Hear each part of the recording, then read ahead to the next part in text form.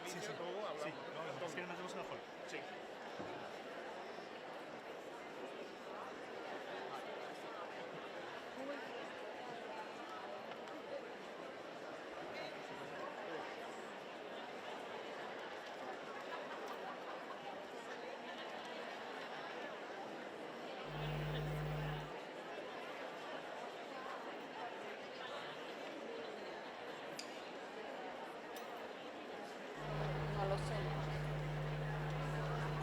Hola, hola.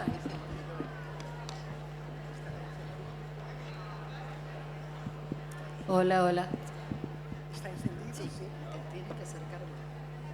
Sí.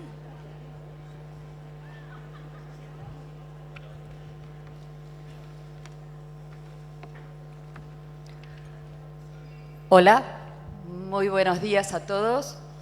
Vamos a comenzar la sesión plenaria 2 titulada Lengua e Interculturalidad. La preside la miembro de la Academia Ecuatoriana de la Lengua, la presidenta Susana Cordero de Espinosa, que nos recuerda que en Ecuador fue fundada por la Segunda Academia Americana de la Lengua en 1874.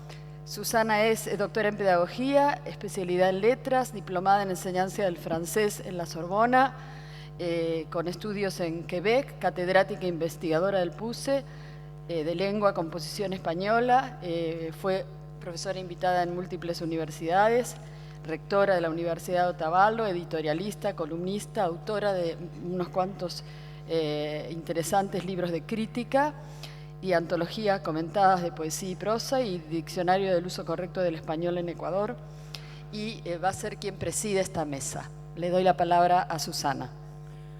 Muy buenos días, me complace extraordinariamente presidir esta mesa a nombre de mi Academia Ecuatoriana de la Lengua.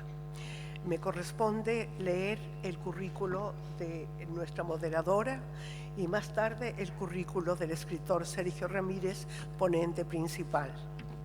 Laura Escarano es doctora en Letras por la Universidad de Buenos Aires, Master of Arts por la Universidad de Ohio, catedrática de la Universidad Nacional de Mar del Plata e investigadora principal del Consejo Nacional de Investigaciones Científicas y Técnicas de Argentina. Se desempeña como directora del equipo de semiótica del discurso del área de literatura española del Centro de Letras Hispanoamericanas. Fue directora del Departamento de Letras y el Doctorado en Letras, vicecoordinadora de la Maestría en Letras Hispánicas, secretaria de Investigación y Posgrado y presidenta de la Asociación Argentina de Hispanistas. Ha sido profesora invitada en universidades de Francia, Suiza, Portugal, Italia, Estados Unidos y muchas universidades de España y de Argentina. Se destacan sus aportes en cuestiones de semiótica social y teoría literaria, además de su dedicación a la crítica de poesía española contemporánea. Ha publicado 20 libros de autoría propia o como compiladora en Argentina, España, Francia, y tiene más de un centenar de trabajos entre artículos, capítulos y actas de congresos. Destacan sus libros sobre teorías de la lírica y autoría como Los lugares de la voz, Protocolos de la enunciación literaria, Palabras en el cuerpo, literatura y experiencia, Vidas en verso, autoficciones poéticas, publicada en Argentina, y La poesía en su laberinto, autorrepresentaciones, publicada en Francia en 2013. Reconocida especialmente por sus libros sobre poesía española actual, como La voz diseminada hacia una teoría del sujeto en la poesía española de 1994, o Marcar la piel del agua, la autorreferencia en la poesía española contemporánea de 1996. También Las palabras preguntan por su casa, la poesía de Luis García Montero, Madrid 2004. Los usos del poema, Poéticas españolas últimas, Sermo Intimus, modulaciones históricas de la intimidad en la poesía española del siglo XX y XXI, o Ergo Sum, Blas de Otero por sí mismo, publicado en Francia el año 2012. Ante este currículum y su juventud, yo creo que hay que augurarle muchísimos más triunfos y trabajos de los que he ostentado aquí en este currículo. Finalmente, me corresponde también, como presidenta de la mesa, la presentación del ya tan conocido escritor Sergio Ramírez. Nace en Mazatepe, Nicaragua, en 1942.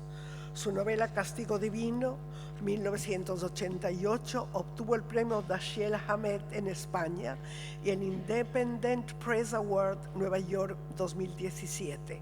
Un baile de máscaras ganó en Francia el premio L'Or Bataillon a la mejor novela extranjera. Margarita, está linda la mar, ganó el premio Alfaguara de novela en ese mismo año, además del premio latinoamericano José María Arguedas, otorgado por Casa de las Américas en Cuba. Otros de sus libros, publicados entre 2001 y 2017, son Mentiras verdaderas, ensayos sobre la creación literaria. Los volúmenes de cuentos Catalina y Catalina, El reino animal y Flores oscuras. Las novelas Sombras nada más, 1001 muertes, El cielo llora por mí, La fugitiva, que obtuvo el premio Bleu Métropole en Montreal en 2013, y Sara, así como Ya nadie llora por mí en 2017. Publicó sus memorias de la Revolución Sandinista con el título Adiós muchachos en el 99. Bajo el sello del Fondo de Cultura Económica aparecieron sus cuentos completos en 2014. La editorial universitaria de la Universidad Autónoma de Nuevo León publicó en 2012 Historias para ser contadas, que reúne sus artículos de prensa. En 2011 recibe en Chile el Premio Iberoamericano de Letras José Donoso por el conjunto de su obra literaria. En México, en 2014, el Premio Internacional Carlos Fuentes a la creación literaria en idioma español, y en 2017 el Premio Cervantes. Ha sido profesor visitante de la Universidad de Harvard, recibió la beca Guggenheim, la Orden de las Artes y las Letras en Francia, la Cruz al Mérito de Alemania y la Orden Isabela Católica de España. Entre 2010 y 2019 ha sido nombrado doctor honoris causa de la Universidad Blaise Pascal, Francia, la Universidad de Chile, la Universidad Autónoma de Nuevo León y la Universidad César Vallejo de Trujillo, Perú. Es miembro de número de la Academia Nicaragüense de la Lengua y correspondiente de la Real Española, miembro del patronato del Instituto Cervantes, del Consejo Rector de la Fundación Nuevo Periodismo Iberoamericano Gabriel García Márquez y presidente del Encuentro de Escritores Centroamérica Cuenta, además de director de la revista electrónica Carátula. Su obra ha sido traducida a más de 15 idiomas. Doy la palabra para la ponencia principal a Sergio Ramírez.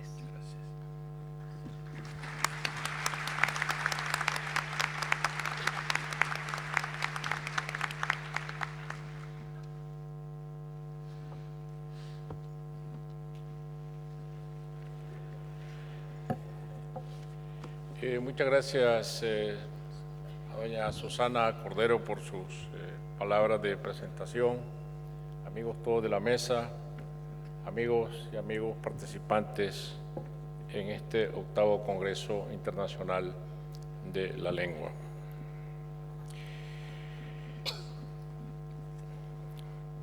En el vasto y variado universo territorial de nuestra lengua, quizás el mejor ejemplo transcultural que podemos encontrar es el Caribe, islas y tierra firme, llamado con justicia el Mediterráneo de América, un espacio del cual no podemos separar a Mesoamérica. Y porque es una cultura híbrida, cabe todo y nunca sobra nada, como en el suculento Bucán que Alejo Carpentier recuerda en el siglo de las luces, cerdos salvajes cocinados sobre brasas con los vientres abiertos rellenados de codornices, palomas torcaces, gallinetas y demás volatería, consustanciándose el sabor de la carne oscura y escueta con el de la carne clara y lardosa en un Bucán que fue Bucán de Bucanes. Una palabra entre miles que los arahuacos insertaron en el español de los conquistadores, de donde resultó bucanero, y que ya no nos preguntamos de dónde viene. De ese territorio de portentos verbales que no cesan de asombrar, un universo de lenguas habladas por caribes, taínos, guajiros, arahuacos o mayas, toltecas, olmecas, pipiles, náhuatls. Mesoamérica recibió un español teñido de taíno y demás lenguas caribeñas, una primera fusión lingüística antes del encuentro con el náhuatl y el maya. Fernández de Oviedo, en su Historia General y Natural de las Indias, llama areitos, palabra del taíno, a las fiestas ceremoniales de los aborígenes mesoamericanos. Una gran cocina de lenguas, y esa mezcla bullente es europea, americana y africana. Ni el Caribe ni tampoco América se explicarían sin esa presencia abigarrada y tumultuosa de los esclavos negros y luego de los ambos y mulatos, que no pocas veces se oculta o se disfraza.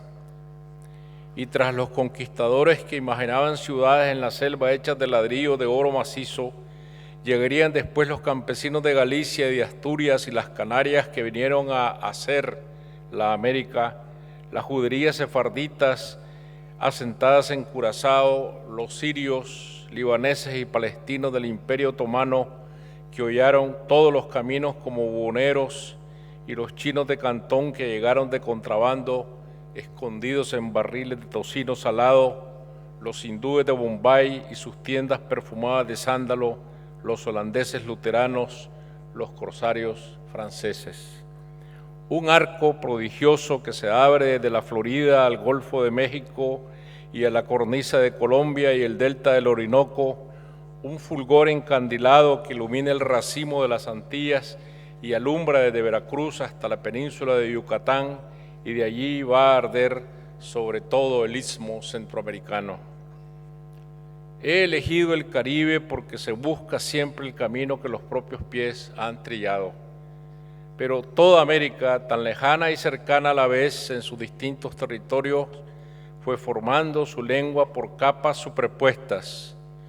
No existe un estilo puro porque no existen lenguas puras, dice Vargas Llosa al hablar del Inca Garcilaso.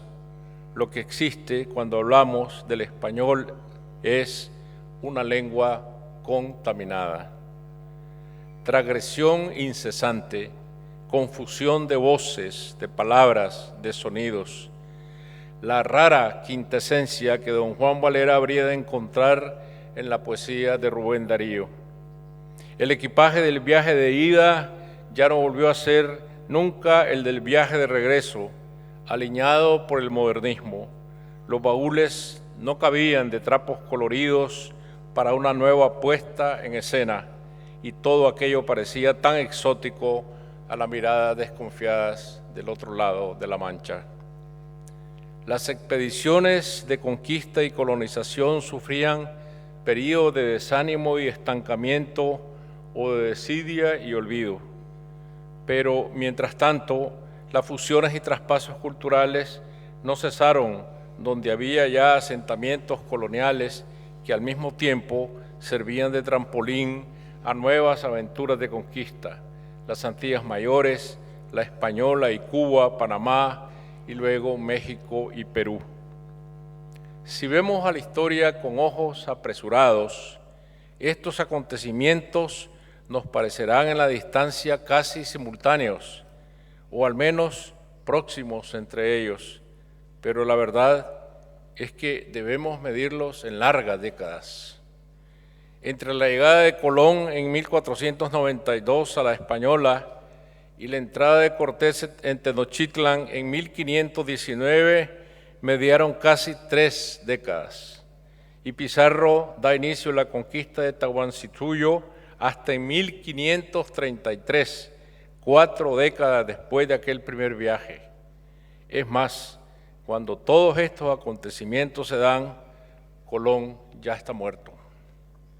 En 1519, al llegar Cortés a la isla de Cozumel, camino a las costas de Veracruz, recibe noticias de 2 españoles sobrevivientes de un naufragio ocurrido 8 años atrás frente a Jamaica, náufragos que ahora viven entre los mayas de Yucatán, el fraile Jerónimo de Aguilar y el soldado Gonzalo Guerrero. Así lo cuenta en La verdadera relación de la conquista Bernal Díaz del Castillo. Mandó el general llamar a los caciques y por lengua del indio Melchor, que ya sabía algún poco de la castellana, y la de Cozumel es la misma que la de Yucatán, se le preguntó si tenían noticia de ellos. Todos, en una conformidad, respondieron que habían conocido unos españoles en esta tierra y daban seña de ellos diciendo que unos caciques los tenían por esclavos. Una vez rescatado, el fraile se fue con Cortés para servirle de traductor y el soldado rechazó el viaje y se quedó entre los mayas, amancebado ya y con 3 hijos. Melchor, el indígena, igual que Aguilar, el español, ejercen como traductores. Desde la llegada de Colón, el siglo anterior, había venido tomando cuerpo este oficio de doble entendimiento. La persona que traducía o interpretaba yendo y viniendo de un idioma a otro recibía el nombre del instrumento del habla, lengua, y también se le llamaba lenguaraz, que ahora aplicamos al deslenguado. Uno de esos lenguaraces es Malinali Tenépal, doña Marina, la Malinche, tan difamada en la historia, la esclava náhuatl regalada como tributo de guerra a Cortés después de una gran batalla. Debía su nombre, Tenépal, precisamente a que era persona que tiene facilidad de palabra, que habla mucho y con animación. Ella conocía los diversos idiomas del sur de México y era por tanto lengua de su pueblo, y de traductora de Cortés pasó a traidora en la historia oficial.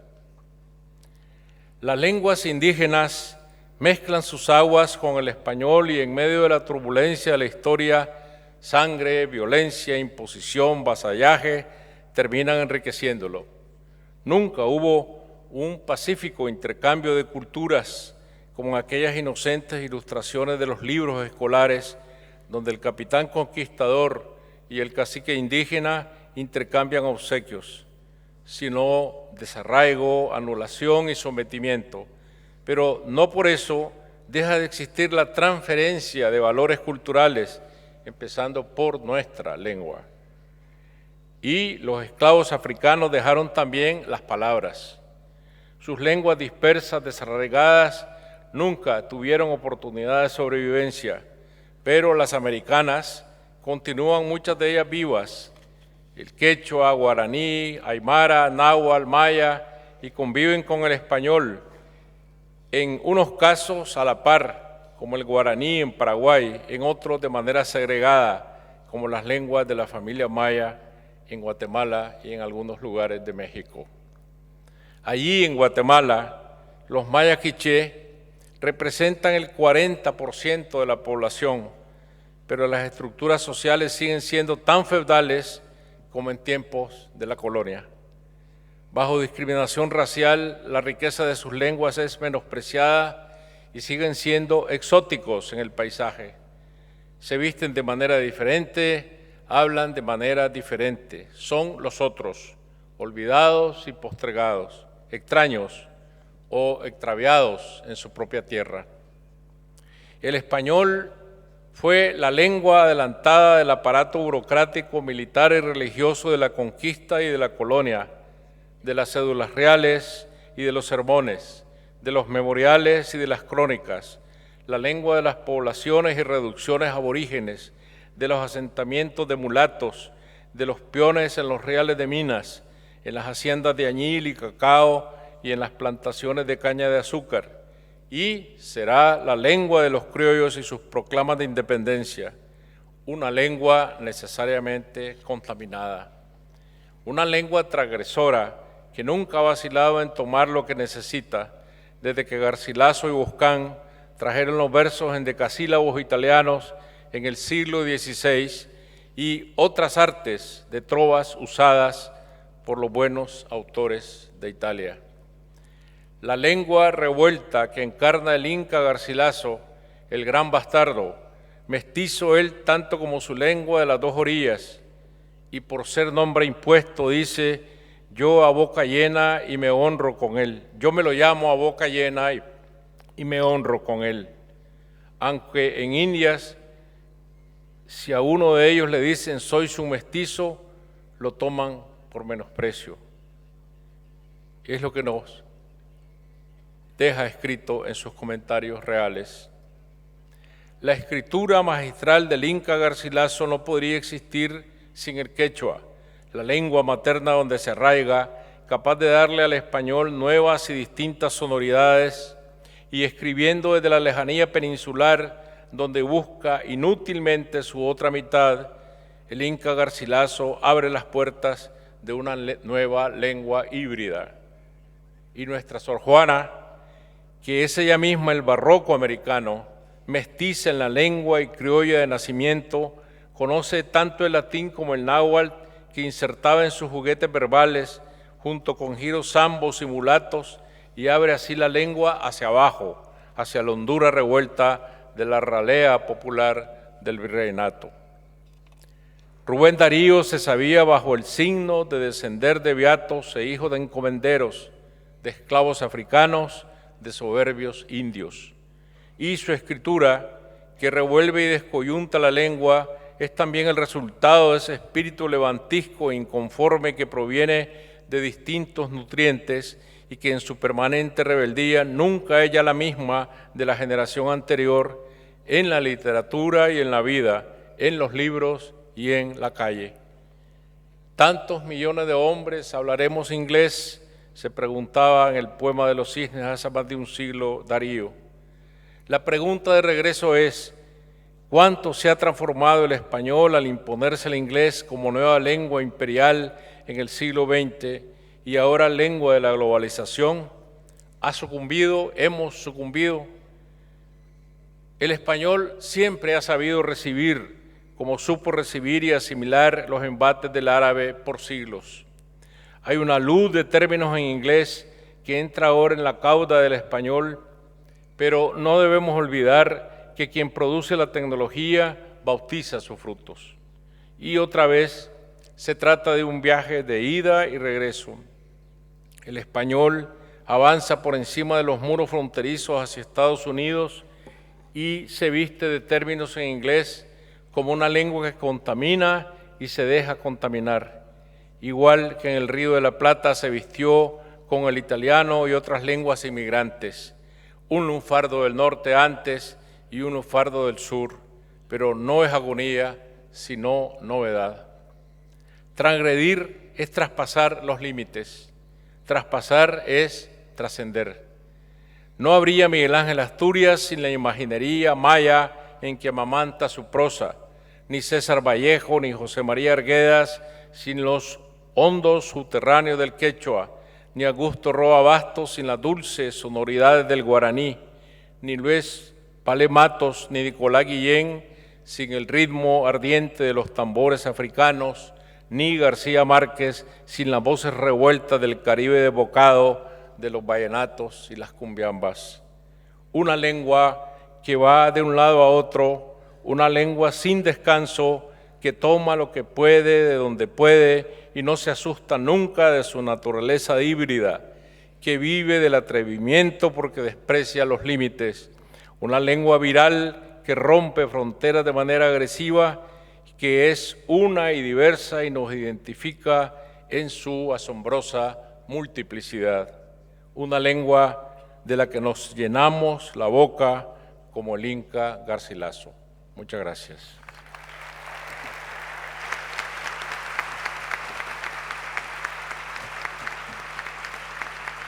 Muchas gracias.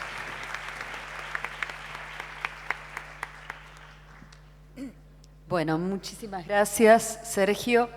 Y en la estela de este pensamiento, que como toda su obra ha sido muy inspirador y sigue siéndolo, esta sesión que se da en llamar Lengua e Interculturalidad ha tenido como eje una serie de reflexiones que voy a resumir muy brevemente antes de dar paso a los ponentes, los 5 ponentes.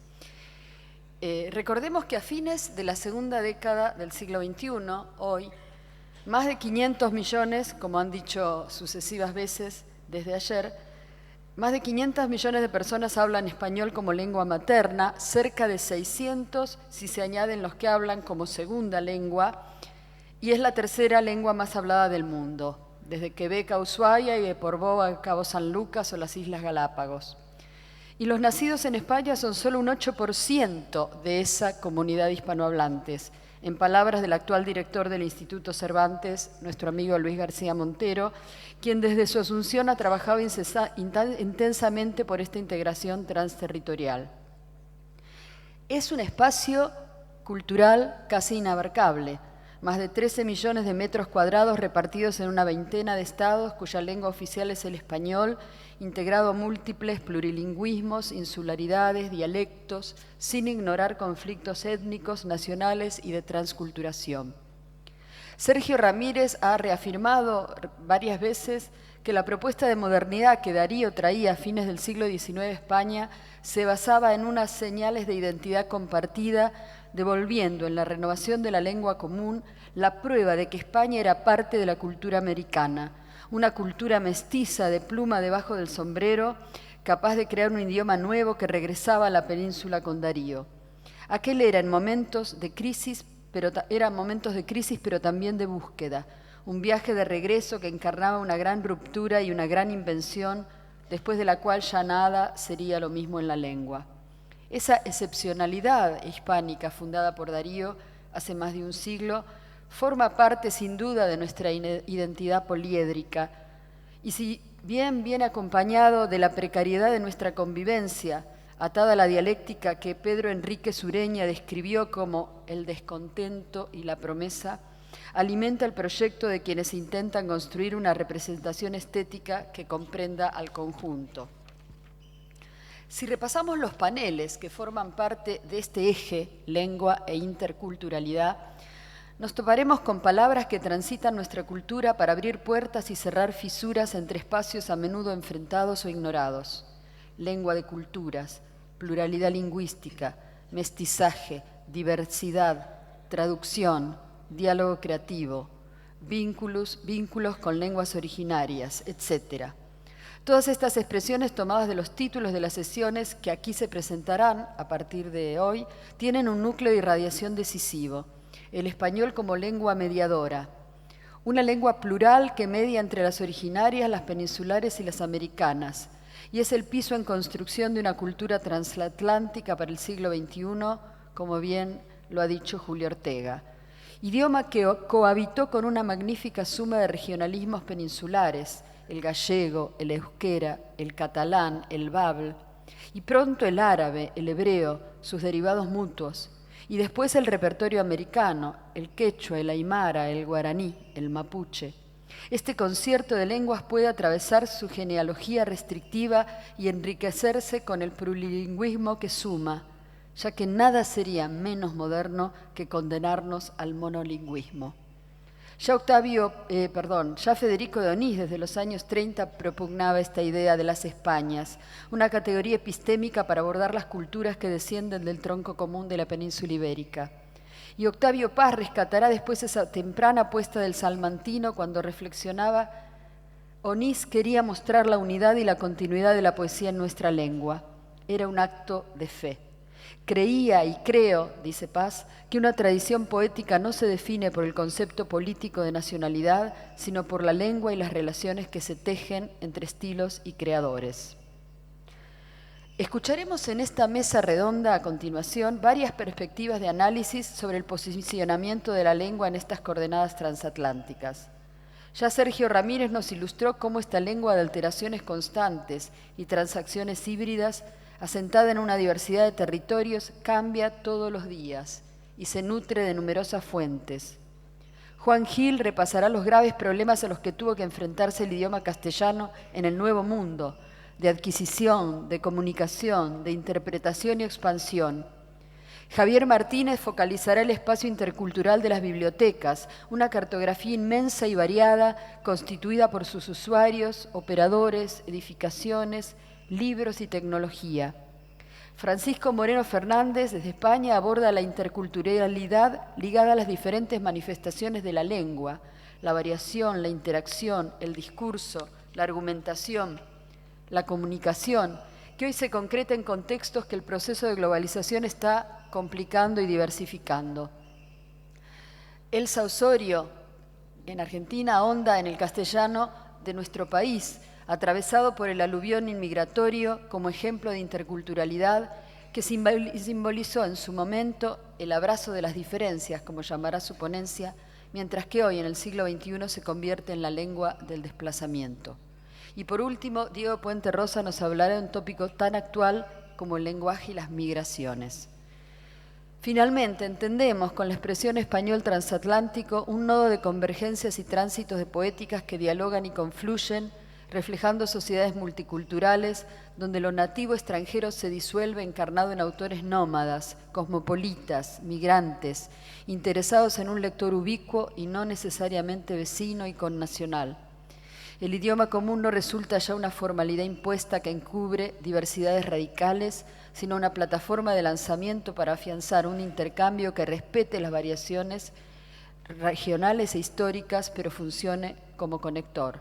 En fin, comunicarnos, hablar y escribir en español supone una elección cultural que implica una comunidad más amplia que la de nuestra cueva natal.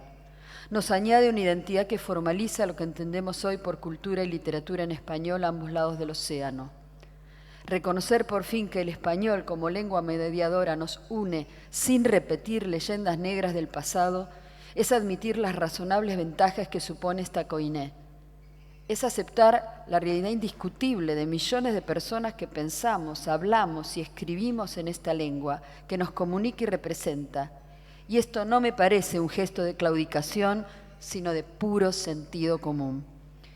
Es integrar sin marginar, a partir de consensos compartidos y políticas de las lenguas respetuosas de la diversidad.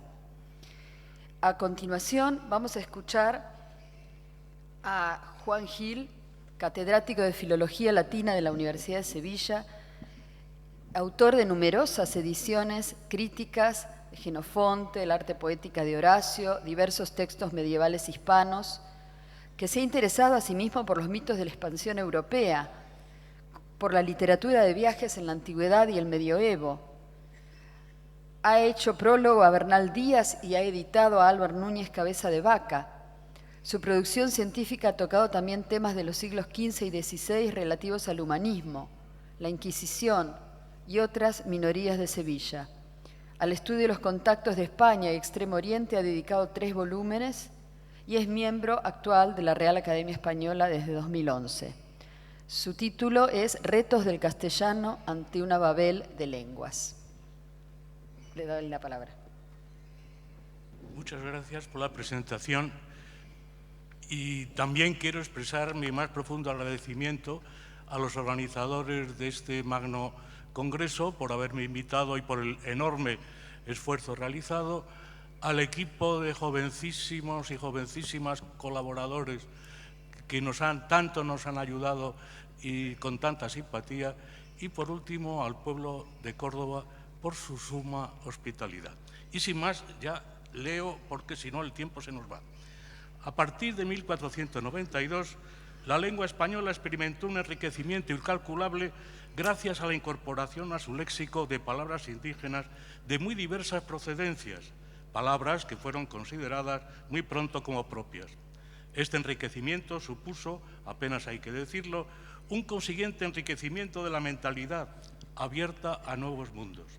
Pero también los hispanohablantes, y en definitiva el idioma español, tuvo que hacer frente a retos complicados en los primeros momentos. Dificultades para la adquisición de una nueva lengua. La fonética del castellano en el siglo XVI era mucho más rica que la del castellano actual, pero carecía de fonemas que poseían otras lenguas de la península ibérica. Dadas estas circunstancias, hemos de suponer que los colonizadores se aprendían con facilidad el idioma de los colonizados. Más bien sucedía al revés. En Tidore, una de las lejanas islas Malucas, se mantuvieron hasta 1533 los españoles, entre los que había un nutrido grupo de vascos. Pues bien, nos cuenta el portugués Gonzalo Pereira que el rey de Tidore, un muchacho de 17 años, como se había criado con los castellanos, sabía bien su lengua, y la vizcaína y la portuguesa, y se preciaba mucho de hablarlas. Este hecho insólito refleja las mil maravillas una realidad lingüística. Dificultades para hallar un intérprete.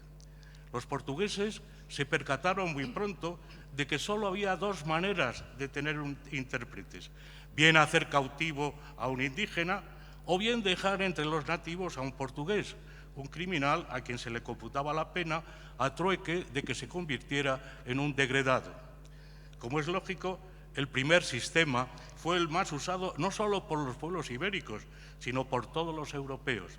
Es el método llamado eufemísticamente tomar lengua que empleó Colón en su primer viaje. Pero tampoco fue desconocido el segundo, si bien, a lo que sé, entre los españoles no hubo degradados. Sí, en cambio, náufragos prisioneros, como demuestran las peripecias de figuras tan conocidas como Aguilar y Guerrero en México, Ortiz en la Florida o Francisco Martín en Venezuela. Sin embargo, por regla general, fueron los indígenas quienes aprendieron español y quienes, consecuentemente, hicieron de intérpretes, al menos en la primera generación. Dificultades para la comunicación. Con el multilingüismo surgieron otros problemas, y no precisamente originados por la vertiginosa expansión de los españoles hacia Occidente. Es tarea harto complicada gobernar a un ejército compuesto de hombres de varias naciones. En el año 395, el poeta Claudiano encareció así el poderío y número de las tropas de Estilicón. Nunca se juntó tan gran número de hombres bajo un solo mando. Nunca hubo tal diversidad de lenguas. Pero el general romano impartió las órdenes en una sola lengua, el latín, y así se siguió haciendo en el Imperio bizantino. Esta compleja situación de plurilingüismo se dio muchas veces en la España del siglo XVI. De los 237 hombres que fueron al viaje de Magallanes, 139 eran españoles y 98 extranjeros. Es indudable que la cohesión de los tripulantes se logró, cuando así lo requirieron las circunstancias, gracias al empleo de una lengua común, muy probablemente el español, aunque no quepa descartar que todos pudieran entenderse en un pidgin, como en las canciones aquellas incomprensibles para Eugenio de Salazar. Ahora bien, la inmoderada presencia de forasteros suele inspirar siempre recelos e incluso miedo. Así se comprende la inusitada orden que, tras un intento de deserción por parte de franceses y griegos, hizo pregonar Miguel de Legazpi en el Real de Cebú a finales de 1565. Mandó el gobernador a los extranjeros que ninguno de ellos hablase otra lengua, sino la española, pues la sabían todos, so ciertas penas. El extranjero que utilizase su lengua natal en esas circunstancias excepcionales podía levantar sospechas de estar tramando una rebelión. En un ejército plurinacional al mando de un capitán español, las órdenes se debieron de dar en español, pero también se usó un pidgin, sobre todo en estos primeros momentos. La orden de ataque fue sin duda el secular Santiago, pero otros gritos de guerra se tomaron de otras lenguas. Así ocurrió con alarma, alerta, las dos del italiano, alto del alemán, palabras las tres que debieron de incorporarse a nuestro idioma durante las guerras de Italia. Esto respecto al ejército cristiano.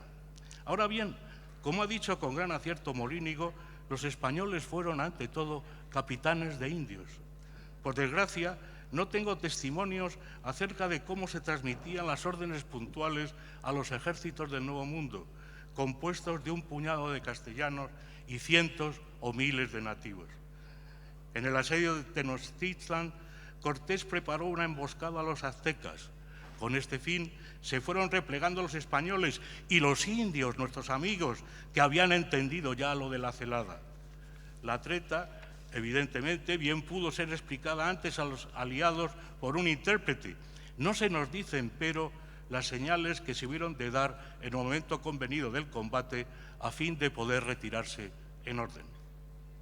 Dificultades para extender la lengua española en el Nuevo Mundo. El erudito y sugestivo libro de Santiago Muñoz Machado, Hablamos Español, prueba que el español solo fue declarado lengua nacional a raíz de la independencia de las repúblicas americanas. Para nosotros, hoy, resulta inconcebible que la lengua de la metrópoli no se hubiera enseñado en el Nuevo Mundo como idioma obligatorio. Ahora bien, en la España del siglo XVI, plurilingüe en muchas regiones, no se pensó jamás en imponer una lengua común. El Concilio de Trento, por añadidura, impuso la predicación y la catequesis en las lenguas autóctonas del Nuevo Mundo, visto que, como era natural, apenas rendía fruto la evangelización realizada por medio de intérpretes, en muchos casos tampoco muy sabedores del castellano. Y esta catequesis trajo consigo la extensión de las lenguas generales indígenas, el quechua, guaraní, aymara, etc., en detrimento de las lenguas regionales.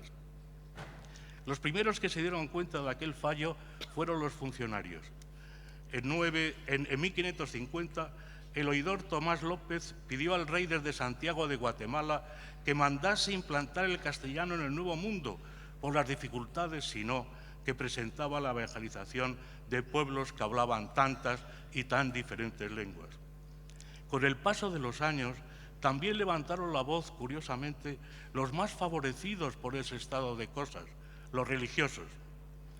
En 1589, un jesuita, el padre Acosta, escribió, en latín, evidentemente, para que nadie lo entendiera: si el rey cristiano hubiese hecho en favor de Cristo lo que hizo el bárbaro Huayna Cápac en su imperio, a saber, que todos utilizasen una misma lengua, o al menos que una sola fuese entendida en todas partes, hubiese dado grandísimas facilidades a la predicación del Evangelio.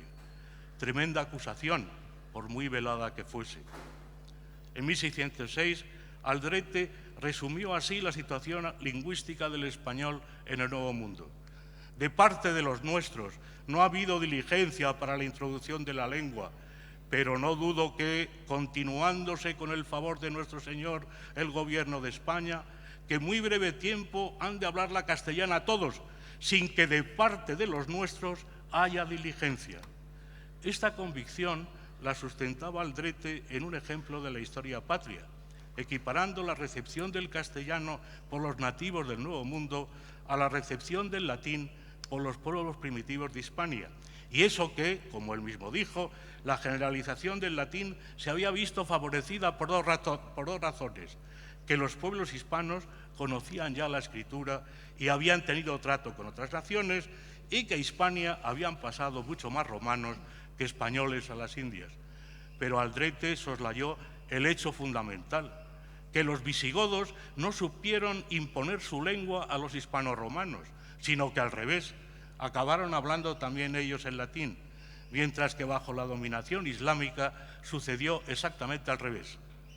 Y ello, a mi juicio, porque la escuela estuvo en manos de los hispanoromanos, en el primer caso, y en la de los árabes, en el segundo. La enseñanza de las iglesias no pudo competir con la docencia de las madrasas. Pero, ¿qué escuela había para los indígenas en el Nuevo Mundo, salvo la de los religiosos, impartida en su lengua nativa? Por volver al presente, de los 4 condicionamientos referidos, hoy, por fortuna, ha desaparecido el segundo, la falta de intérpretes. En cambio, el hispanohablante nacido en la península ibérica sigue teniendo para aprender una lengua extranjera las mismas dificultades que antaño, acrecentadas por el empobrecimiento del sistema fonológico. En la actualidad, el ejército multinacional usa, como en los tiempos de Roma, la lengua del imperio odierno, el inglés, sin que se vislumbre ni por asomo que pueda tener un reemplazo inmediato.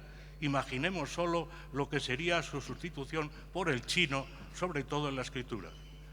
En cuanto a la extensión y afianzamiento del español, Es muy conveniente que redoblemos nuestros esfuerzos y no caigamos en la tentación de dejar en manos de la providencia, como hicieron los españoles de antaño, el futuro de nuestra lengua en un mundo globalizado y cada vez más competitivo.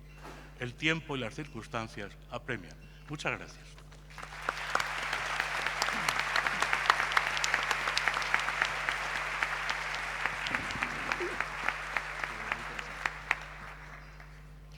Muchas gracias, Juan.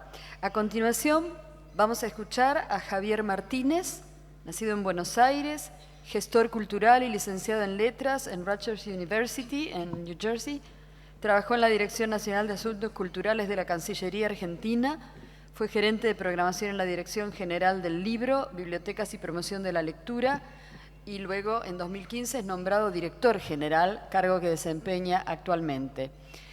Creó el Premio Internacional de Novela Letra Sur, el Ateneo, coordina distintas campañas de difusión cultural, es investigador de la sección Cultura de la revista Noticias y colaborador en diversos proyectos editoriales. Trabajó en el Departamento de Publicaciones del Instituto Nacional de la Administración Pública y se desempeñó allí como editor de material bibliográfico dedicado a temáticas relacionadas con la administración pública. En Estados Unidos ejerció como enlace del Freedom Forum y la Universidad de Rutgers para el desarrollo del diálogo de las Américas. Su ponencia se titula Tradición y contemporaneidad, las bibliotecas de la ciudad entre dos siglos. Adelante, bueno, gracias. Muchas gracias, Laura. Quiero comenzar agradeciendo al Congreso, a toda la organización, especialmente a Sergio Baur por su generosa invitación y a todos los que están aquí en la mesa conmigo. Es un placer y un honor realmente estar con ustedes. Gracias, Laura, Elsa, Susana, Sergio, Juan, Francisco y Diego. Bueno, voy a hablarles desde mi experiencia a cargo de las 29 bibliotecas públicas de la ciudad de Buenos Aires, que conforman una red valiosa y un sistema único en el país dentro de los diversos sistemas de bibliotecas que conviven en todo el territorio. Las bibliotecas públicas del siglo XXI han atravesado un profundo cambio a través de la tecnología que se ha incorporado en las últimas décadas. Hoy presentan el desafío de conciliar herencia y vigencia, articular de forma equilibrada tradición y futuro. En este sentido, la adaptación de las bibliotecas a las transformaciones sociales y a la innovación tecnológica son tareas fundamentales. El objetivo de las mismas va más allá de su función de del resguardo bibliográfico. Estos cambios han llevado a redefinir a las bibliotecas como espacios para la creación y la formación, donde coexistan actividades interdisciplinarias en simultáneo para todos los públicos y en sintonía con las nuevas demandas. Las bibliotecas ya no son únicamente centros de acceso a la información, sino también lugares donde se construye ciudadanía a través del encuentro de las personas que asisten, ya sea para buscar un libro, compartir un espacio para estudiar o trabajar, o para tener un sitio de encuentro y pertenencia a través de las distintas actividades que allí se ofrecen. Es por eso que actualmente debemos consolidar a las bibliotecas como lugares de trabajo, de encuentro, de disfrute y de transferencia de información entre los ciudadanos. Entendemos que hay que poner el foco no solo en la adquisición de colecciones y catálogos, sino también en la construcción de ciudadanía, de capital humano y de producción colectiva de saber. Por lo tanto, entendemos que su función social se ha expandido, ya que son espacios donde se resguardan y preservan los valores culturales y la identidad de una comunidad. Sabemos también que al hablar de ciudadanía no podemos dejar de mencionar la interculturalidad que a su vez se manifiesta en la actualidad a través de las redes con las que hoy convivimos. Interculturalidad significa también lenguaje, integración, comunicación, lazos e interacción entre las personas. Y no podemos dejar de observar que este concepto está ligado a la tecnología y a la información. Comprender que las funciones actuales de una biblioteca han cambiado nos lleva a tener como uno de nuestros objetivos el fortalecimiento de estos espacios como puntos de encuentro y polos de referencia donde conviven grupos culturales distintos. La biblioteca debe ser un agente de integración relevante en las sociedades, un factor que construya tejido social. Las prácticas sociales a partir de la lectura se han modificado en el tiempo. En sus inicios, la lectura era una práctica oral y por lo tanto colectiva, pero con la invención de la imprenta, el acceso a los libros se volvió masivo y este hecho convirtió la lectura en una práctica individual y silenciosa. La biblioteca tiene como eje fundamental retomar el trabajo social y el intercambio que se perdieron en la historia del libro y renovar su participación en la construcción del espacio público y crítico, fundamental para toda la sociedad. Al entender que las bibliotecas ya no son almacenes o archivos, sino que alojan y construyen comunidades, nos parece relevante la puesta en valor integral de nuestras bibliotecas, donde buscamos desarrollar plataformas flexibles y modernas para que los usuarios de todas las edades sean protagonistas. Convertirlas en espacios abiertos vinculados de manera profunda a su comunidad, que generen pertenencia y contención en diálogo con los distintos actores culturales. Entendemos también que otra de las funciones imprescindibles de las bibliotecas es ser un factor fundamental de inclusión social. Como todas las grandes ciudades, Buenos Aires está atravesada en distintas etapas de su historia por los aportes culturales de la migración externa e interna. En las aulas de las escuelas públicas de la ciudad conviven clases sociales que comparten propuestas culturales comunes en la biblioteca de su zona. De los foros que realizamos con los usuarios surgió la idea de que los espacios de lectura deben ser espacios abiertos en los que convivan lectores de todas las edades. En síntesis, Buenos Aires es rica en diversidad y esa riqueza puede ser traducida en la vida cultural comunitaria. En este diálogo entre las bibliotecas y su comunidad, entendemos que el rol del bibliotecario es fundamental en este nuevo escenario. Acostumbrado a ser percibido como un mediador material que va del mostrador a una biblioteca, deben reconocerse y desarrollarse sus competencias como mediador simbólico y de conocimiento. Por lo tanto, no son solo los libros el principal patrimonio con los que cuenta una biblioteca, también lo son sus referencistas. Las bibliotecas son, por lo tanto, lugares de experimentación social, centros culturales privilegiados desde donde podemos ver cara a cara los cambios sociales y la respuesta de los vecinos frente a los acontecimientos y a la oferta cultural. El mayor valor de una gran biblioteca es su acervo. El de la red de bibliotecas públicas de la ciudad es su capacidad de integrar a las sociedades del territorio, consecuencia de su alcance y de su distribución.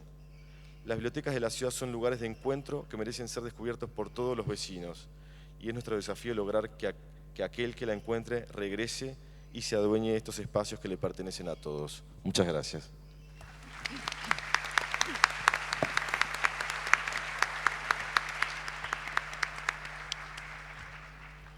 Muchas gracias, Javier.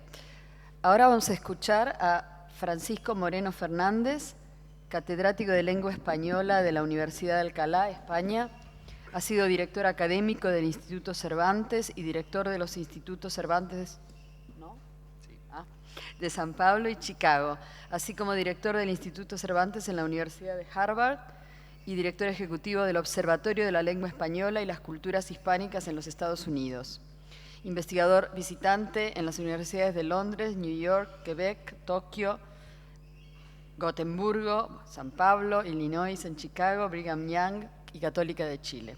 Académico de número de la Academia Norteamericana de la Lengua Española y correspondiente de la Real Academia Española y de las Academias Cubana, Chilena y Mexicana de la Lengua.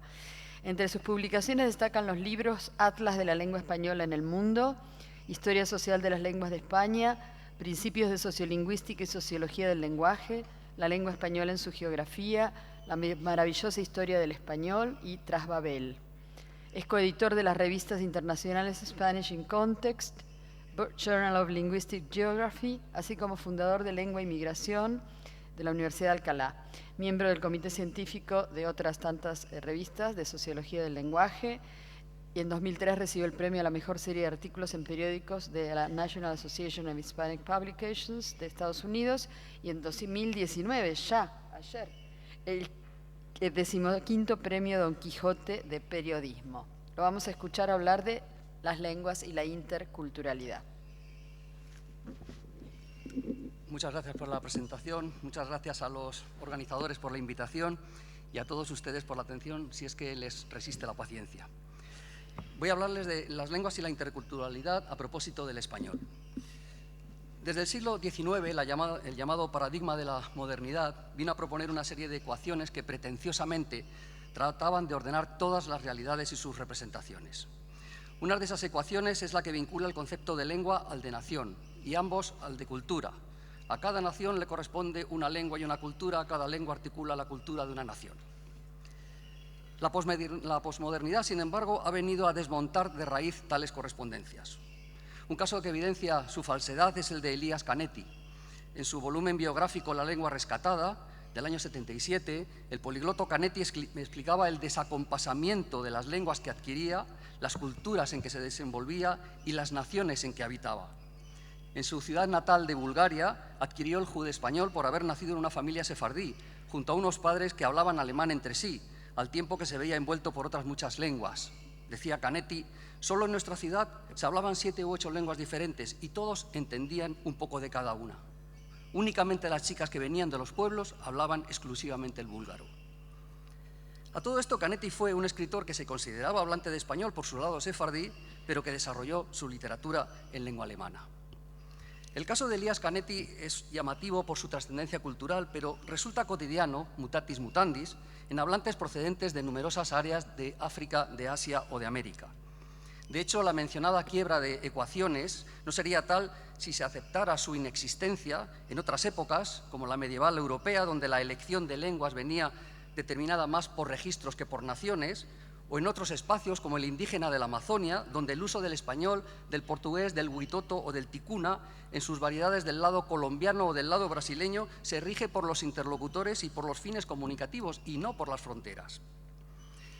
En 1952, Alfred Kröber y Clyde Klujon publicaron un magnífico volumen en el que se compilaron y discutieron más de 160 definiciones del concepto de cultura, publicadas entre 1871 y la mitad del siglo XX. Las conclusiones propuestas por Kröber y Klujon eran esperables. Por un lado, tenemos muchas definiciones y poca teoría. Por otro lado, la noción de cultura tiene una importancia explicativa, decían, y una generalidad de aplicación comparable a categorías como la gravedad en la física, la enfermedad en la medicina o la evolución en biología. Después, en la segunda mitad del siglo XX, los estudios culturales vinieron a reforzar la percepción de las culturas como catálogos de productos humanos condicionados por sus entornos sociales inmediatos, bien en tiempos de colonización y descolonización, bien como manifestaciones de la globalización. En el interior de esos catálogos aparecen las lenguas, pero nunca con un especial protagonismo, como se refleja en el hecho tan sencillo de que en los análisis literarios practicados desde los estudios culturales, el texto, la lengua, es casi lo de menos. La importancia de las lenguas en relación con la interculturalidad debería venir dada no solo por las relaciones conceptuales entre lengua y cultura, discutidas décadas atrás, sino por el origen y desarrollo del propio término interculturalidad. De acuerdo con los resultados obtenidos en la aplicación Ngram de Google, el término interculturalidad comenzó a difundirse en español a mediados de los años 80. Se trata, pues, de una noción cuya expansión ha sido relativamente reciente. Algo anterior, sin embargo, fue la irrupción de un concepto más concreto, donde se hace evidente el interés por los aspectos lingüísticos de las relaciones entre culturas. Se trata del concepto de comunicación intercultural, difundido muy especialmente a partir de la obra de Robert Kaplan, donde presentaba estos gráficos que son muy conocidos y donde aparece la estructuración que se le da a los párrafos en inglés, escritos, redactados por hablantes procedentes de culturas diferentes. Tenemos, pues, que desde los años 60 se propaga una corriente de estudios de la comunicación intercultural interesados por cuestiones de retórica y dedicados a diferentes aspectos de la comunicación, comenzando por la enseñanza de lenguas extranjeras y continuando por diferentes aspectos de las comunicaciones internacionales, como las relaciones comerciales, la mercadotecnia o, como han visto, la biblioteconomía. Ahora bien, la fuerza del fenómeno de la globalización es tal que muchas de las consideraciones teóricas o filosóficas tratadas por Kröber y Klujon han pasado a ser irrelevantes o sometidas a una modificación radical. Ello no justifica la manera algo arrogante en que se está desatendiendo el largo debate sobre la cultura o las culturas, pero sí explica por qué están surgiendo nuevos conceptos y métodos para tratar el concepto de cultura desde esta nueva interculturalidad. Entre esos conceptos están los de marcos culturales, estándares culturales y dimensiones culturales. En general, esos conceptos se basan en las relaciones que se establecen entre un yo, el otro y los elementos propiamente interculturales que surgen de la intersección. En lo que se refiere al concepto, perdón, me pasa lo mismo que al profesor Celorio, que de tanto estar callado me quedo ronco. En lo que se refiere al concepto de dimensión cultural, este se entiende como la conducta característica de los miembros de una cultura determinada. A partir de este concepto, buena parte de los estudios de comunicación intercultural han intentado fijar las dimensiones fundamentales y de comprobar cómo se manifiestan.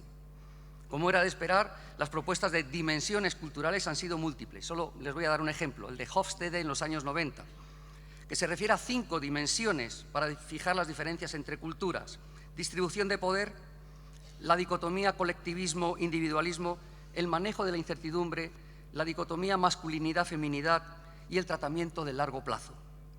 En estos y en otros casos, una vez más, la lengua se presenta más como un recurso instrumental que como un factor fundamental o definitorio para el contraste intercultural.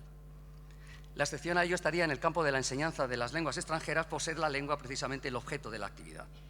Pero más allá de los programas de enseñanza de lenguas, el espacio hispanohablante, por sus propias características, ha sido un espacio de interculturalidad. No me voy a referir a ello porque lo han hecho mucho mejor, de manera más brillante y precisa, tanto Sergio Ramírez como Juan Gil.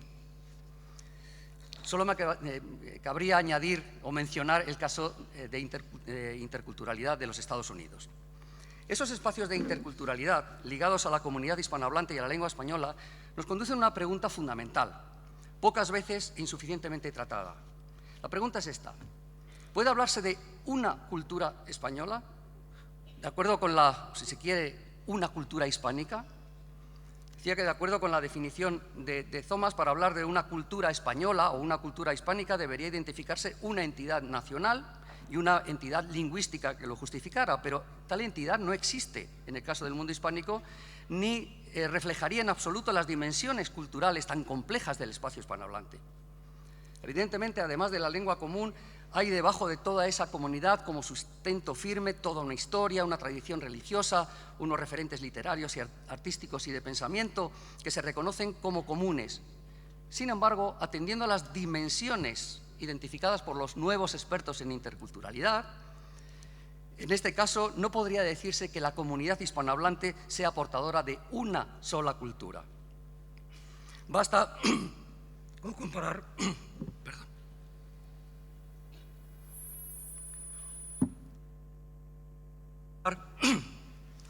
la distribución de poder, el manejo de la incertidumbre o el tratamiento de largo plazo para comprender que Chile o México, que España o Argentina se ascriben a estándares culturales diferentes.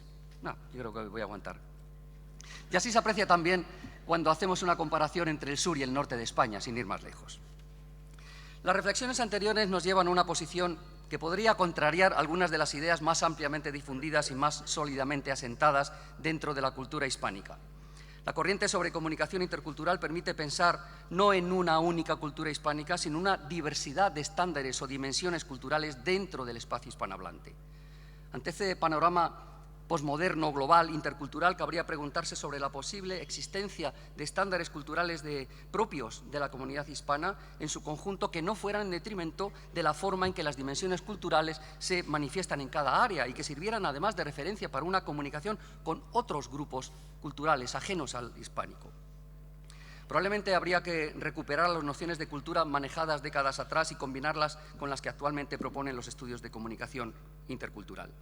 Desde esta perspectiva, las principales dimensiones de la cultura hispana en su conjunto, me atrevo a proponer que serían las siguientes: importancia de las relaciones familiares y de amistad, apego y respeto al área de nacimiento o procedencia, capacidad de improvisación, valoración instrumental del trabajo, manejo optimista de la incertidumbre, respeto por la religiosidad, equilibrio entre individualismo y sentido colectivo.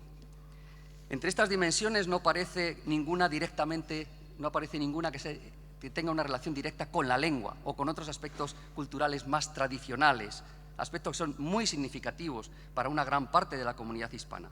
Por eso sería obligado añadir dos dimensiones más: el sentimiento de identidad marcado por el uso del español o castellano, lo sientan como lo sientan, o la relevancia de las referencias icónicas construidas en el interior del espacio hispánico. Como cada una de estas dimensiones podría aparecer con una intensidad diferente en cada una de las comunidades que configuran el espacio hispanohablante, serían susceptibles de representación mediante un gráfico radial que dibujaría siluetas algo diferentes en su interior según la manifestación de esas dimensiones. La colectividad hispanohablante quedaría definida por el promedio obtenido para cada dimensión en el conjunto de las comunidades. Las dimensiones mencionadas en último lugar suponen que, por más que no se concrete en español una comunicación intercultural, cuando se interactúe con personas hispanas, ha de valorarse la existencia de un fuerte sentimiento de identidad marcado por el uso del español o castellano, así como un singular aprecio por los iconos y referencias culturales tradicionales y característicos de la comunidad hispana. Estos iconos o referencias no son exactamente los mismos para todas las comunidades de nuestro entorno lingüístico. Unas veces son referentes particulares de cada nación, otras veces los referentes han sido seleccionados o incluso creados desde el exterior como prototipo de latinidad o como prototipo de hispanidad. Y ahí están la música latina, llamada latina, o las series televisivas para demostrarlo. En cualquier caso, sí hay coincidencia en el peso que se concede a los referentes culturales como parte de la comunidad hispanohablante. Y termino. En definitiva, es innegable el intenso vínculo que existe entre el español y la cultura hispana en su conjunto, como innegable es la trascendencia que la comunidad hispanohablante otorga a lo que considera su cultura, en la forma que sea. Pero ocurre que en un sentido posmoderno, intercultural, global, la cultura hispana no es uniforme, al tiempo que la proyección internacional de la comunidad, en términos económicos, comerciales y comunicativos, no ha de concretarse necesariamente en español para reconocerse como hispana. En este sentido, la comunicación intercultural no es española, estadounidense o francesa. La comunicación internacional, intercultural, puede hacerse en una lengua o en otra. Marina Svitayeva, en una carta dirigida a Rainer Maria Rilke, afirmaba: «No comprendo cuando la gente habla de poetas franceses, poetas rusos, etc. Un poeta puede escribir en francés, pero no puede ser un poeta francés. Eso es ridículo». Por otro lado, los espacios de interculturalidad y la galopante globalización están convirtiendo en oxímoron la conocida afirmación de Pessoa, de Juan Gelman o de Camilo José Cela: «Mi patria es mi lengua», para cada una de las lenguas de ellos. La comunicación intercultural está más cerca del pensamiento de Jorge Semprún cuando afirma: «Mi patria es el lenguaje». Tal vez por eso mismo, Elías Canetti pudo reflejar su identidad en judeo-español, en búlgaro, en inglés, en francés o en checo.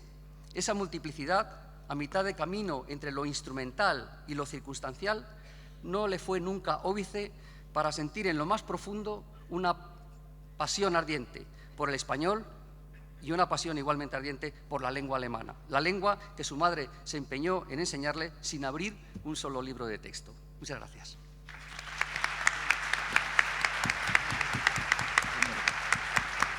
Perdón por la ronquera.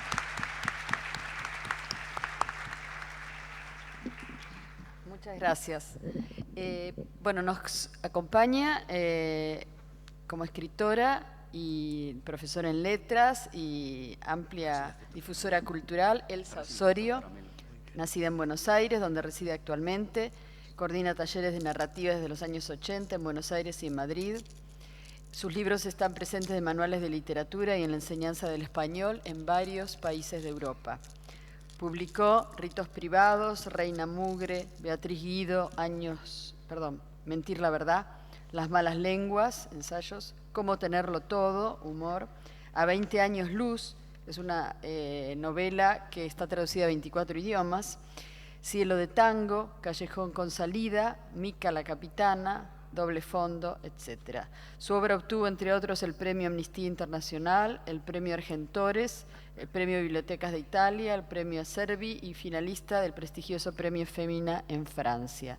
El Ministerio de Cultura de Francia le otorgó la Orden de Chevalier de las Artes y las Letras y es un gusto escucharla con su ponencia El abrazo de las diferencias.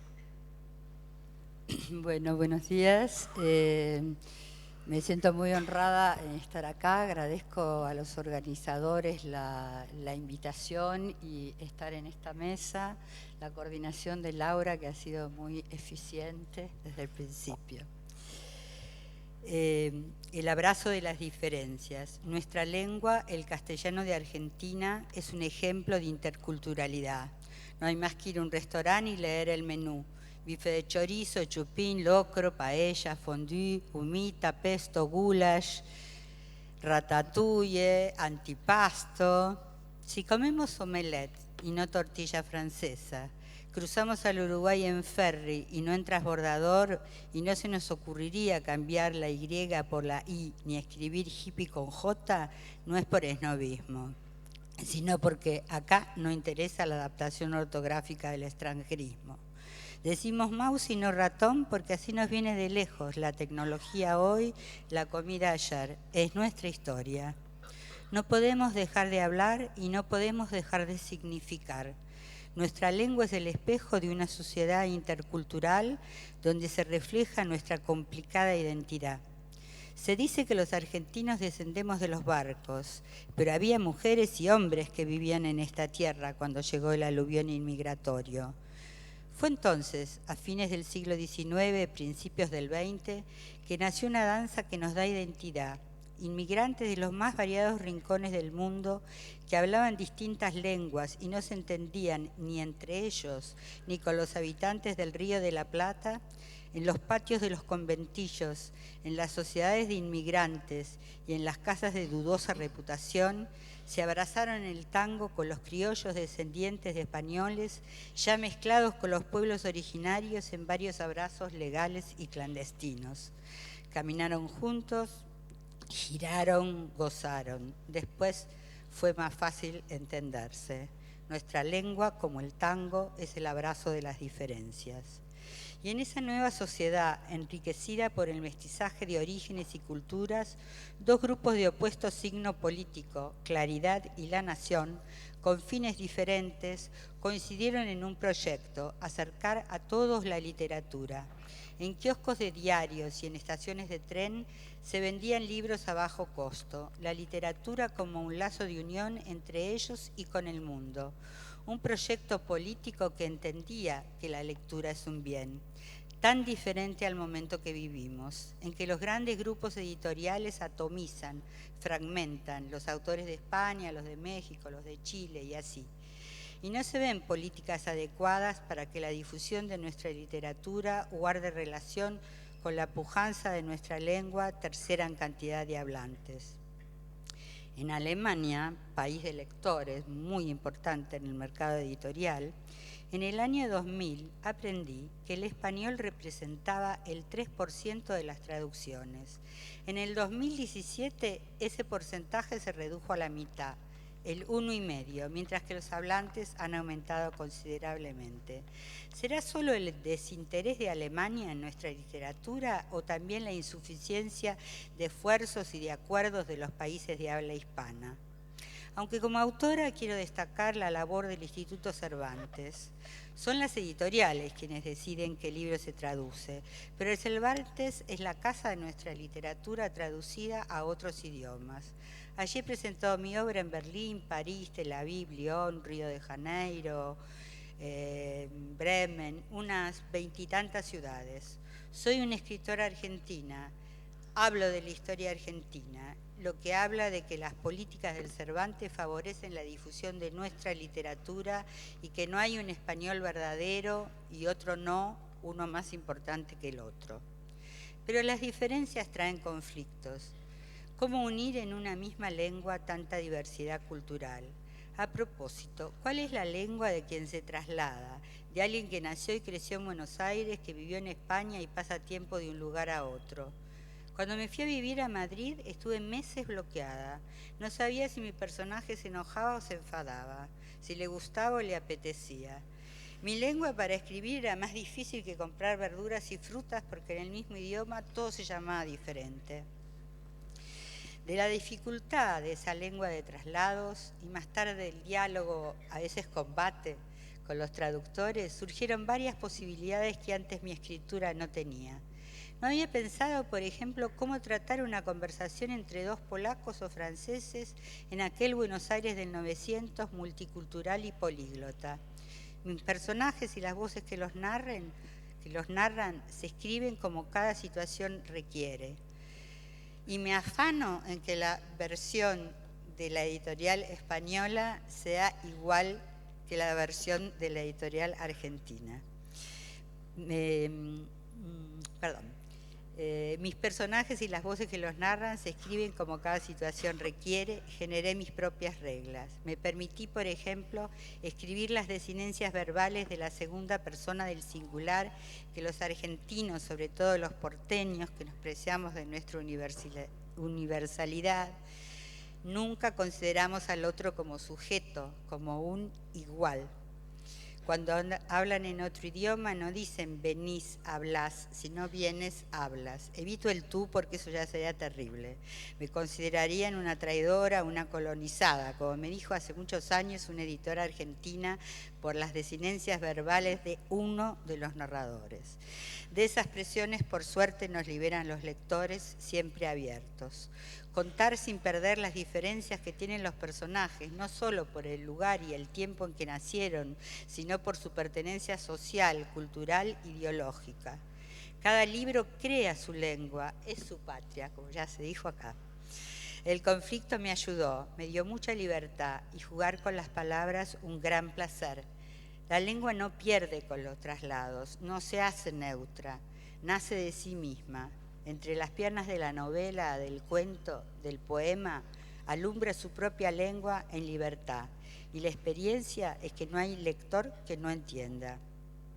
Son los lectores que se zambullen en la literatura sin más afán que el placer, conocer al otro y conocerse a sí mismo en lo que lee, quienes tejen esa red que es nuestra lengua en esa enorme geografía por la que se extiende la literatura escrita en español.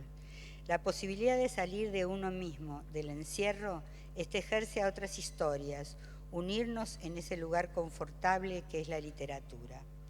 La fascinación que me producen las palabras no está exenta de la desesperación que me produce no poder controlarlas y que digan de mí más de lo que quiero.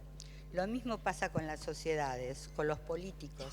Por más que sus asesores se empeñen, siempre dicen mucho más de lo que está en su intención.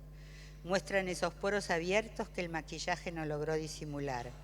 El habla es inconsciente para el hablante, aún para el académico y para quien escribe. El habla es sabia. Dos ejemplos fuera de la literatura. El primero sucedió en España en 1998. Pinochet estaba preso en Londres. La Audiencia Nacional Española debía decidir si España tenía competencia para juzgar los crímenes cometidos en Chile y en Argentina durante las dictaduras. Legalmente se considera el genocidio como la eliminación de un grupo humano por razones étnicas, raciales o religiosas. Leí la definición de genocidio en el diccionario de la RAE. Exterminio o eliminación sistemática de un grupo humano por motivo de raza, etnia, religión o política. Política, decía. Con emoción le escribía al abogado de la acusación popular, Slepoy, que lo usó como uno de sus argumentos. No es un chilenismo, un argentinismo, señorías. El conjunto de la comunidad hispanohablante de los dos lados del océano así lo entiende. No creo que los académicos hayan imaginado cuando ajustaron el significado que un día serviría para que el genocidio en nuestros países pudiera ser juzgado en España. El otro ejemplo es presente y sucede en Argentina. La E, incluyente o inclusivo, se debate en varios países, pero en Argentina ha ganado las aulas y las calles, sobre todo entre los jóvenes. No es extraño, porque es donde se dio el movimiento de mujeres que empezó con Ni Una Menos y creció y se extendió como una gran ola. Ninguna persona, ni grupo, ni gobierno, por mucho poder que tenga, puede cambiar la lengua por voluntad propia, pero tampoco nadie puede prohibirlo. Quizás todavía no es tiempo de preguntarle a la RAE. La E se impondrá si la sociedad lo necesita. Pienso que es probable que así sea, porque lo escucho cada día más. Es un diálogo generacional poderoso y hasta lo uso, colegas, amigos, amigas, todavía entre risas, mezclándole con el masculino. No es ignorancia, es la risa que producen los cambios. No podemos los escritores cambiar las reglas del mercado editorial, la concentración en los grandes grupos, ni generar políticas de acuerdo entre estados, pero sí podemos seguir siendo embajadores de nuestra lengua en un sentido plural, dando cuenta de la historia de nuestros pueblos. Lo haremos de todas maneras, más allá de nuestras intenciones, y seguir estableciendo el diálogo con los lectores que hace que nuestra lengua sea una y múltiple. Y ojalá a quienes les corresponde generar alianzas y políticas descubran que no solo el mundo de los negocios cuenta, que la literatura permite generar esa red. No importa que los libros se lean en papel o en un teléfono celular, ni que se salte de un texto a otro. Importa que siga ese vínculo que genera unión sin olvidar las diferencias.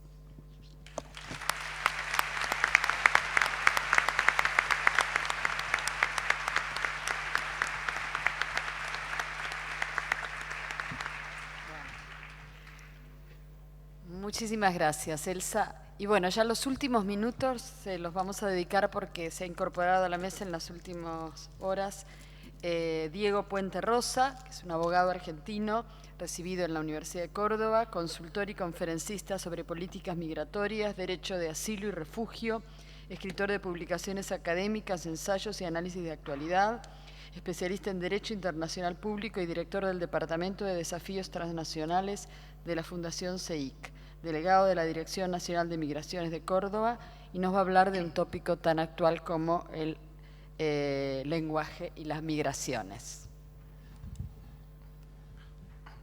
Bueno, muy buenos días a todos. No quiero dejar de agradecer a los organizadores, a las autoridades de la Real Academia Española, del Instituto Cervantes, por permitirme participar de este 8º Congreso de la Lengua Española y por permitirme compartir este panel con tan prestigiosos representantes de la cultura.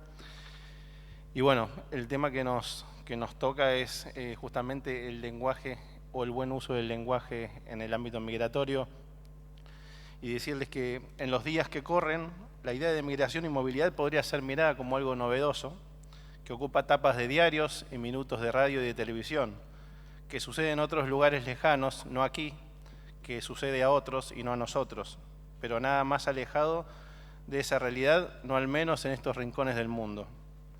Desde hace mucho tiempo existieron movimientos y corrientes de pueblos enteros y búsquedas por parte del ser humano al punto de que lo nómade es un carácter intrínseco del hombre. Hace 527 años llegaron a América los primeros migrantes de Europa y se encontraron con otros migrantes que habían llegado anteriormente. Y llegaron con su cultura y con su lengua, que fue luego la lengua de nuestros padres y abuelos y que hoy es también la nuestra. Gran parte de los principales sucesos históricos de nuestra historia tienen que ver con desplazamientos de personas por motivos económicos o de mera supervivencia. Hoy no podemos despegar cualquier tipo de análisis sobre las migraciones de dos cuestiones centrales y originarias como son la globalización y las crisis humanitarias. Quizás aquellos movimientos fueron el primer esbozo de esa globalización, de achicar los mundos, de acercar distancias, tiempos, culturas, gustos, paisajes y por supuesto lenguas. Las segundas, hoy más que nunca, actúan como un inagotable motor expulsor de desplazados forzados, que hoy en el mundo representan ya a más de 70 millones de personas. Esta problemática no es exclusividad de un solo continente. Yemen, Siria, Honduras, Haití, Myanmar, Afganistán, Libia, Sudán del Sur, Somalia, Venezuela, son solo algunos ejemplos. La movilidad humana de esa magnitud causa un gran impacto interno en los países y regiones receptoras, a veces poco preparados o con deficiente infraestructura, como también en los migrantes que llegan y que buscan oportunidades para desarrollarse e integrarse en la sociedad desde un multienfoque económico, social, laboral, profesional, familiar, moral, entre otros.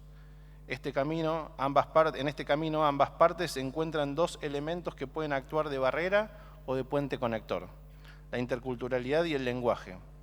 Son elementos que se transforman por su maleabilidad y dinámica. Ambos son elementos importantes en los procesos de integración y en la comunicación. Algunos interrogantes podrían ser: ¿cómo hacemos y qué podemos aportar desde los distintos lugares para que fluya la comunicación intercultural? ¿Cómo contribuimos para que esa sinergia intercultural no se transforme en estigmatización del migrante ni de la sociedad de acogida. ¿Cómo ayudamos para desactivar conceptos como la criminalización del inmigrante y al mismo tiempo pensar en sistemas migratorios que respeten los términos del Pacto Global para las Migraciones del año 2018, como son una migración segura, regular y ordenada? La comunicación intercultural recibe a las dos partes, a la sociedad de acogida y al migrante, como actores principales de ese encuentro y como responsables de generar los espacios sociales interculturales de comunicación y evitar o disminuir los conflictos. El desafío está en lograr una comunicación eficaz, en entenderse, en exponer sus puntos de vista, en ponerse en el lugar del otro y en obtener conclusiones de esa comunicación, más no en determinar quién tiene la razón. Esa manifestación de la diversidad entre la sociedad receptora y el migrante o el otro, que descubre un nuevo entorno, es el camino para asumir el encuentro de dos culturas diferentes y asumirse en ese otro. Solo así habrá un franco espacio de confluencia y de entendimiento, porque existen tantas ideas de cultura como formas de pensarla y de expresar esa diversidad. Porque para Rodrigo Alsina, por ejemplo, la cultura es interacción, es decir, se configura y se define en la relación con los otros. Nunca hay una única cultura, sino varios entramados culturales que se comparten en la comunicación. Esos entramados se ponen en común con participantes de la misma cultura y también con quienes traen otro armado cultural a esa interacción, compuesto de sus propias experiencias, saberes y trayectorias. Por ello podríamos decir que cada cultura se construye con partes y componentes de otras, y que de ahí nacen, entre otras riquezas, el lenguaje, al decir del maestro Vargas Llosa, quien ayer expresó que la lengua no es solo un instrumento de comunicación, sino también un vehículo de transmisión de valores. Otro elemento de la comunicación intercultural es la diversidad, como un patrón para expresar las diferencias y que actúa como filtro para medir ciertos estereotipos, prejuicios y eventuales actitudes discriminatorias. Durante el proceso integrador, el otro adopta e internaliza pautas culturales sin que se le requiera apartar las propias. Esas pautas culturales de convivencia social que constituyen los derechos y el acceso a ellos, como también las obligaciones y el deber de cumplirlas, conforman un nuevo entramado, que sin acallar el entramado cultural de cada parte, forman un pacto de confianza. El lenguaje como elemento de integración y como herramienta de comunicación puede ser visto también desde el punto de vista del otro, como una barrera u obstáculo, y es allí donde suceden dos cosas. El diálogo intercultural tiene el poder de ir subsanando de a poco ese freno, y a su vez el aprendizaje de los códigos comunes que nos brinda la lengua fortalece a aquel en el camino de la integración. La lengua es poderosa, puede ser el puente de acercamiento cuando es bien empleada, para integrar y dar esperanza de futuro a personas que eligen nuevos rumbos, y también esperanzas de vida a quienes huyen de víctimas de conflictos y desplazamientos forzados, dejando atrás muerte, hambre y persecuciones. O puede ser un arma distorsionadora cuando es mal utilizada. La confusión o la distorsión de vocablos como ilegalidad o irregularidad, detención o retención, migrante o refugiado, o la distorsión directamente de conceptos como migración y delincuencia pueden provocar daños en la concepción moral y social y se transforman en escollos en esos procesos de integración. Por ello, en cuanto al uso de ciertos términos y expresiones, vale reflexionar sobre la pertinencia o adecuación de los mismos, principalmente desde los puestos de formación de opinión pública, como son los medios de prensa, las organizaciones referentes de la materia o los mismos funcionarios. El clásico ejemplo puede ser la expresión inmigrante ilegal, y es aquí donde debemos poner énfasis a qué nos referimos. Lo ilegal nunca puede ser una persona, sino en todo caso una acción. Una alternativa a ello debería ser en situación migratoria irregular, ya que es dable de ser regularizada o sujeta a las reglas o normas mediante procedimientos preestablecidos. Estas reflexiones cuidan no solamente la comisión de ciertos prejuicios y acciones discriminatorias, sino también el intento por ser lo más precisos posible en el uso del lenguaje. Asimismo, un buen uso de él tiende naturalmente a evitar otro error común, como es la fácil criminalización del inmigrante, en lugar de resaltar los aspectos y potencialidades que la inmigración tiene para aportar a la sociedad de acogida. En definitiva, el lenguaje despeja dudas, por ello acaricia, pero también hace daño en manos equivocadas cuando confunde. Por ello resulta importante profundizar en la responsabilidad del buen uso del lenguaje migratorio y crear un espacio de diálogo acerca de esta problemática y de la responsabilidad de los distintos actores que intervienen en el proceso migratorio. Y aquí es donde la lengua también se vuelve maravillosa, porque se transforma y transforma a otros. La lengua abriga, potencia, da fe, da amigos, abre puertas e integra. Muchas gracias.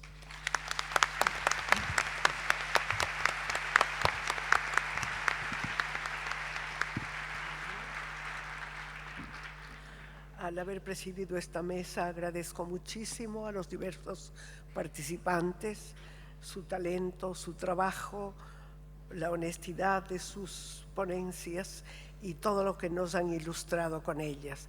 Igualmente, a nombre de todos en esta mesa, agradezco a los organizadores de esta magnífica reunión sobre el español y a la ciudad de Córdoba, a Argentina, a todos cuantos de alguna manera han puesto su palabra y su entusiasmo para seguir hablando de nuestra lengua inmensa, multitudinaria y a la vez tan íntima. Muchas gracias. Gracias a todos.